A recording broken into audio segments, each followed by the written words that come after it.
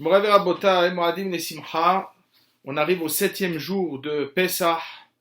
Ce soir, septième jour de Pessah. Le Beth Aaron nous dit que c'est une journée exceptionnelle pour la simple et bonne raison que les 6 jours de Pessah sont une préparation pour arriver au septième jour. Ubayom Arishon Mikra Kodesh, Ubayom Hashivi'ai Mikra Kodesh. Le septième jour de Pessah, il n'a pas de mitzvot. Absolument pas de mitzvot. Pourquoi il n'y a pas de mitzvot le septième jour de Pessah? On aurait pu répartir un peu sur toute la fête. Non. Premier jour, on a bombardé Maror, Matzah, toutes les mitzvot qu'on a pu faire, de Oraïta, de Rabbanan, Chevi, Shel Pessah, rien. Dit le Beth Aaron, le septième jour de Pessah, on atteint la plénitude. On atteint un degré exceptionnel. On atteint un niveau exceptionnel le septième jour de Pessah. Et à Ikar Haga Pessah, l'essentiel de toute la fête de Pessah, est d'arriver à cette shlemut, à ce septième jour-là, pour pouvoir comprendre un petit peu ce que dit le Beth Aaron. Qu'est-ce qui se passe? Yom HaShevei Shel Pessah. Tout de suite, on sait que, on a vu toutes les mitzvot qu'on a fait au début, elles étaient pour nous préparer à arriver à septième jour.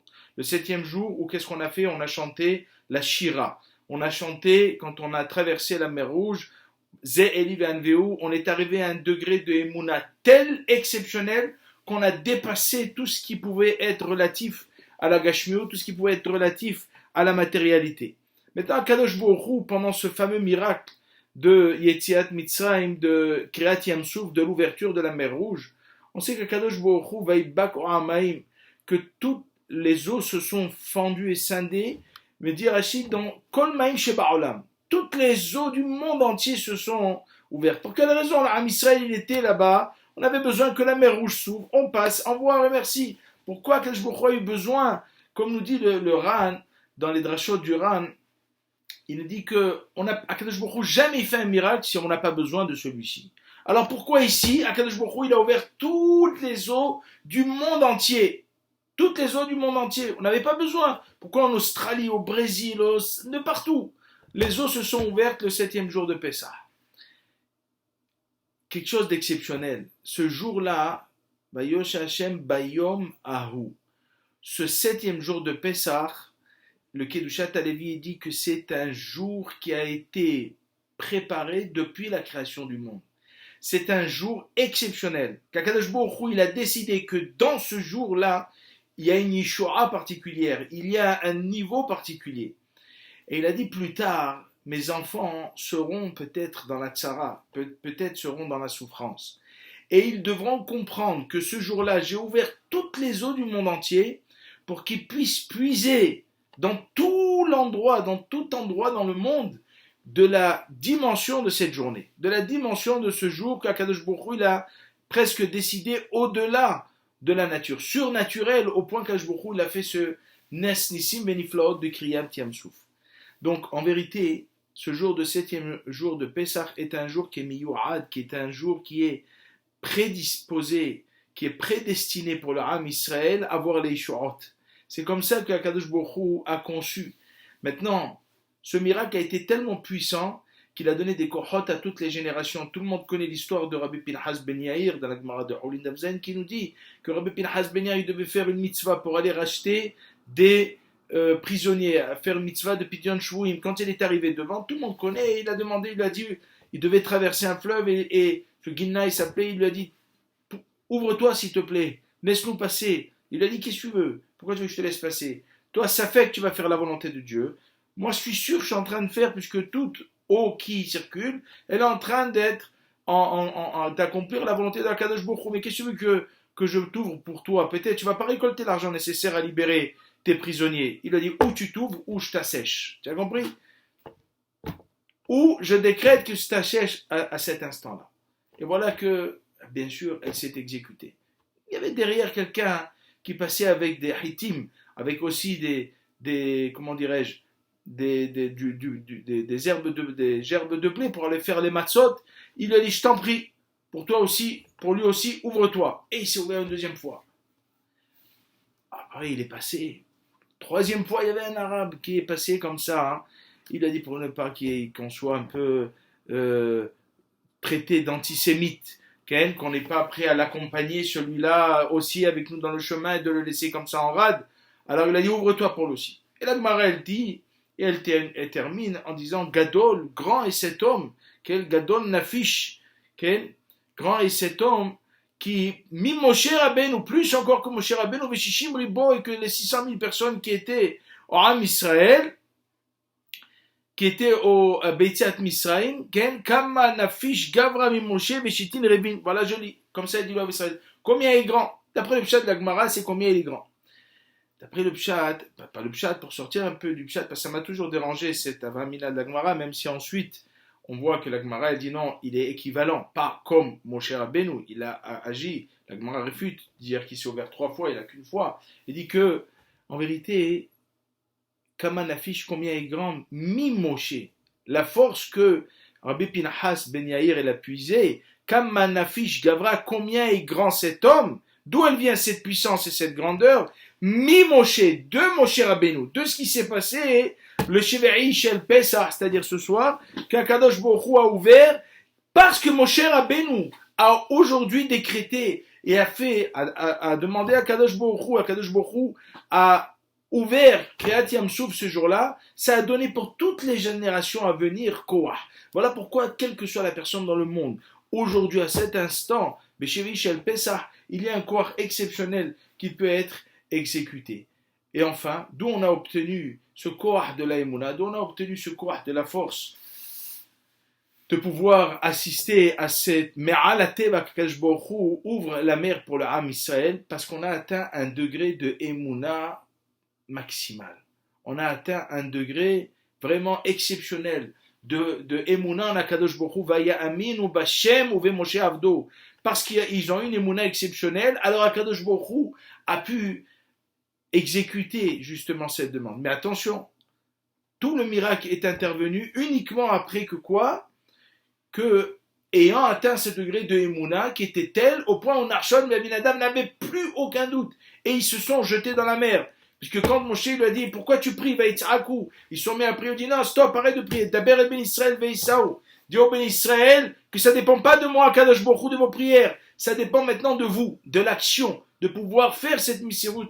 Nefesh, de pouvoir intervenir, de pouvoir vous jeter dans la mer. Et Narshon Ben Aminadab, c'est à cet instant jeté. Comme on le sait, ils sont rentrés, et ils ont commencé à prier au Shi'eni qui ba'umaim ad nafesh. Akadosh Baruch Hu, sauve-moi, qui ba'umaim, car les eaux sont arrivées à nafesh, jusque-là.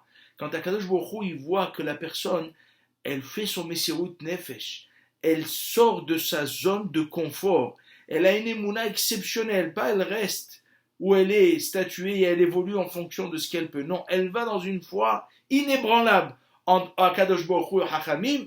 Alors Akadosh Baruch Hu, il produit immédiatement le Nes. Il y avait à la période, écoutez bien, du Hatam Sofer, à la période du Hatam Sofer, il y avait un Rav qui était Mohel, mais qui n'avait pas l'accréditation de la Menshala, du pays, du gouvernement. C'était en Hongrie. Et donc, il n'avait pas le droit d'être Mohel sans autorisation. Bien évidemment, il mettait en péril le Ham Israël. Et un jour, il a fait une mila d'un guerre qui a voulu se convertir, et il lui a fait la mila. Pendant qu'il lui a fait la mila, voilà que le sang s'est mis à pisser, une hémorragie, il ne savait plus quoi faire, il était dans un état. Il a dit, je ne sais pas quoi faire. Si je l'amène à l'hôpital, ils vont savoir que j'ai fait la mila et que je ne suis pas accrédité, ils risquent de faire un décret pour tous les juifs encore, ils vont prendre toute la tête à cause de moi. Si maintenant je ne fais rien, il va mourir celui-là à cause de moi, ils vont savoir après que il est allé en catastrophe. Il est allé en catastrophe chez le Hatam Sofer. Il est allé chez le Hatam Sofer, il lui a dit, voilà Matzav. Regardez, qu'est-ce que je peux faire? Je ne peux pas l'amener à l'hôpital, parce que là on risque. Je ne peux pas le laisser Hachalom mourir, il est en train de faire une hémorragie, c'est très dangereux, qu'est-ce qu'on peut faire? Le Hatam Sofer a réfléchi, il a dit, tu ne peux rien faire. Tu vas aller, toi et lui, tous les deux, vous allez aller sur le pont, et vous allez vous jeter dans la mer, et vous allez vous suicider, et vous allez mourir. Mais au moins, une fois que vous allez mourir, vous allez disparaître toutes ces traces, vous allez plus sauver le Ham Israël. À cet instant, le Rav, c'est quand même pas un tokar. Le Rav, il a réfléchi, il a dit, Hatam Sofer, Gaon Hatzum, ce qu'il nous dit, je comprends. C'est Misirut Nefesh, Il y a des choses dans la Torah peut-être qui, celui-là je ne l'ai pas pensé, il y a Yarek ve'ali avor, qui doit se laisser tuer, mais là me suicider pour sauver peut-être toute une communauté, je ne sais pas. Bon, ils ont décidé, tous les deux, ils se sont rendus sur le grand pont qu'il y avait là-bas dans la ville, ils se sont mis tout en haut et prêts à se jeter. Voilà que l'un et l'autre essaye de, comment on va dire, de soutenir l'autre dans cette épreuve et de lui dire, tu sais, c'est assez exceptionnel, je m'excuse. Et ils viennent pour se jeter, et voilà qu'une épaule vient et les attrape. Un vieux monsieur qui dit, mais qu'est-ce que vous faites? Vous allez mourir si vous vous jetez là. Et l'autre, il n'a pas su, il a vu un visage tellement brillant et magnifique, il a dit la vérité. Il a dit, voilà ce qui se passe. Il lui a dit, venez avec moi, je sais quoi faire, je suis médecin, je vais vous mettre là-bas un peu de coalgan et de nécessaire pour pouvoir arrêter tout de suite l'hémorragie. Quand il a fait ce qu'il a fait, ils ont voulu le ramener à cette personne, ils l'ont cherché de partout. Ils n'ont plus vu ce vieux monsieur qui a disparu en un instant. Ils sont repartis chez le Hatam Sofer, il a dit, quoi d'arabe? Le Hatam Sofer a souri. Il lui a dit, mais pourquoi vous savez qu'il y a un navire allait venir nous aider et nous sauver? Pourquoi vous nous avez fait tout ce stratège de nous envoyer là-bas jusqu'au pont pour aller se suicider et qu'au dernier moment il s'est arrêté? Pourquoi? Il lui a dit, parce que vous étiez prêt à faire Misirut Nefesh, parce que vous étiez prêt à vous jeter pour sauver la Keïla, pour sauver le Ham Israël, pour sauver, vous étiez prêt à vous faire du mal pour sauver, vous n'êtes pas resté comme ça à dire j'attends que ça se passe, non, vous étiez prêt, alors vous êtes Zoché d'Elohan Navi. Mais si vous avez dit à Elion va venir, il ne serait pas venu, il ne vient pas Elohan Navi, dans cette situation, il ne vient pas. Le Sefer HaHaredim, il dit, la Shira que l'on lit demain, que l'on va chanter, même les grands spécialistes, Ken, des makamim et des chanteurs disent, comme mon ami chez Badel Haim Tovim, Hachem Abikila, Mshulamit m'a dit une fois, il m'a dit, tous les makamim, il n'y a pas comme la Shira des Marocains. La Shira Bemila, qui mamash, elle monte. Cette ma'ala de la Shira, elle est exceptionnelle, au point où on dit que celui qui chante la Shira Kol Libo, mais en met Libo, même si Nefesh, qui comme s'il était dans la mer, et qui montre qu'il était prêt lui aussi à rentrer dans la mer, alors Akadosh Baruch Hu Mohalim Lo Al Kol Arbonotav, quoi, rien que tu chantes, Akadosh Baruch Hu, il te pardonne tout, Mohalim Lo Al Kol Arbonotav, Ken, Akadosh Baruch Hu Mohalim Lo, celui qui arrive à cette darga de Shira, de chanter, Emouna, puisque c'est ce qu'il nous demandait là, on n'a pas de mitzvah. La mitzvah, aujourd'hui, on n'a pas de mitzvah qui est gashmi, qui est matérialisée, ni par un chauffard, ni par de la matzah. La mitzvah, elle est intérieure, elle est dans le chant, elle est dans le cantique, elle est dans le se rapprocher de Akadosh Baruch Hu, elle est de ce qu'on est prêt à faire pour le Ham Israël, pour sauver un juif, pour faire tout pour le Ham Israël. Ça, c'est quelque chose d'intérieur, ça, c'est quelque chose de fort et de puissant, au point où on dit, le Sefer HaHaredim, il dit, Vayassa Moshe, Akadosh Baruch Hu, Vayassa Moshe, Moshe a fait voyager Vayassa Moshe me'avonotehem. Il les a fait enlever, déplacer, voyager de toutes leurs fautes. Celui qui chante la Shira de tout son cœur. Et des fois, il faut savoir comment chanter, comment on parle. Des fois, il suffit de parler d'une certaine manière pour donner une force à quelque chose. Comment on est sincère dans sa manière de chanter et de parler. Ce soir et demain, c'est le moment du chant, de faire Shirat Hayam, de chanter, d'être ma'amin bakadosh Baruch Hu, la force qu'elle peut avoir la voix, elle peut, la manière dont on crie, de la manière dont on parle, on peut être habité d'une force exceptionnelle. Il y avait, je termine par une petite histoire que j'adore, j'ai oublié le nom du Admour qui avait fait sa traversée pour venir en Israël avec ses deux enfants, il avait un garçon et une fille.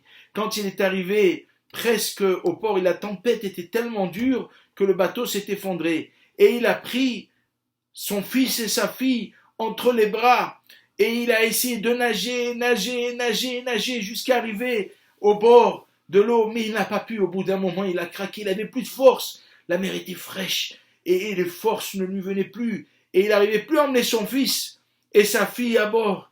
Il a dit, j'ai plus de force, mes enfants, je vais devoir me séparer d'un d'entre vous, et on va pas dire le calcul, le poids, la mitzvah, je ne sais pas qu'est-ce qui lui est passé sur sa tête.